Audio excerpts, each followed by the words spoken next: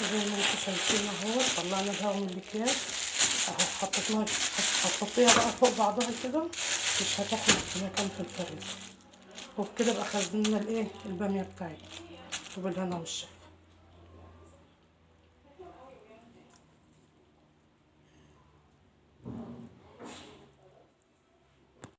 بسم الله الرحمن الرحيم، الصلاة والسلام على سيدنا محمد وعلى آله وصحبه أجمعين. ازيكم يا جماعة، عاملين ايه؟ يا رب تكونوا بخير. النهارده جايه لكم في ايه؟ احنا دلوقتي في موسم الباميه، ولازم اكيد كلنا لازم نجيب باميه ونخزنها علشان نعملها في اي وقت. ماشي اهيت، انا جبت الباميه اهيت زي ما انتم شايفين، غسلتها ونشفتها وقعدت قمعتها. شايفين خضرة وجميله ازاي اهو. انا كنت جايبه كميه عن كده، عملت منها مره والباقي هخزنه علشان ما يبص اهو.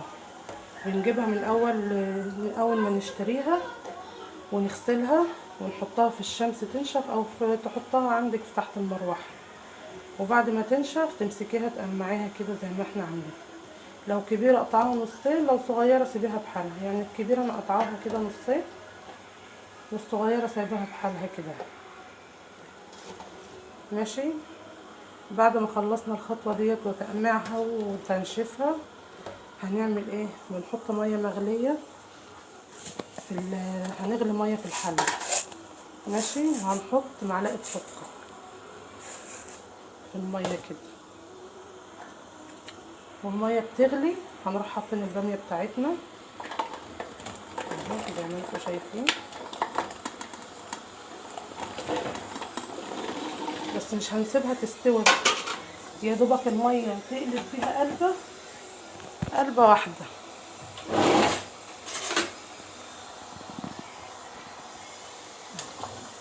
قلبناها اهو، هتقلب قلبه واحده. وبعد كده عندنا ميه ساقعه بنحطها فيها، ميه بتلج، بنروح شايلينها من الميه السخنه دي حاطينها في الميه المتلجه او اي ميه ساقعه. ماشي. احنا هنسيبها بقى لما تقلب القلبه ونصفيها ونحطها في ميه ساقعه وهوريكم هنعمل فيها ايه تاني. بصوا قلبت معانا قلبه اهيت وطفينا عليها على طول. هنصفي بقى الوصفه دي زي ما انتم شايفين.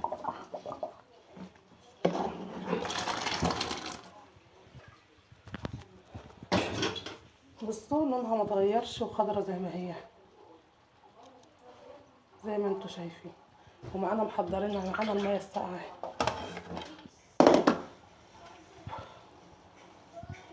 اهو.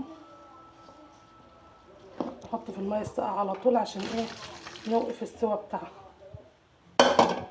اهو زي ما انتم شايفين كده. احنا وقفنا السوا بتاعها اهو. شوفوا لونها زي ما هو اخضر زي ما هو اهو، والميه الساقعه بردتها، ووقفنا السوا بتاعها اهي. بعد كده هنعبيها في اكياس على قد الطبخه وهنحطها في الفريزر زي ما انتم شايفين. جميله ولونها جميل وهتقعد معاكي من السنه للسنه. هوريكم اعبيها في اكياس واعملها ازاي. بصوا لسه لونها اخضر وجميل ازاي زي ما هو اهو. هنبدا بقى ايه؟ نحطها في كيس على قد الطبخه بقى بتاعتي. هتحط في الكيسه وهتبرمي الكيسه قوي وهتربطيها من فوق، وبعد كده تبططيها. ما تحطهاش بحالها كده، لا خليها مبططه خالص. تبططي الكيسه علشان ما تاخدش مكان في الفريزر. وسر الخضار اللي هو لونها ما اتغيرش ده معلقه السكر اللي احنا حاطينها دي اللي بتحفظ لونها وما بتغيرش طعمها اهو. هعبيها في الاكياس كده خلاص على الفريزر على طول. زي ما انتم شايفين اهو طلعنا الهواء من الاكياس اهو. حطيناها، هتحطيها بقى فوق بعضها كده مش هتاخد مكان في الفريزر. وبكده بقى خزننا الايه الباميه بتاعتنا وبالهنا والشفا.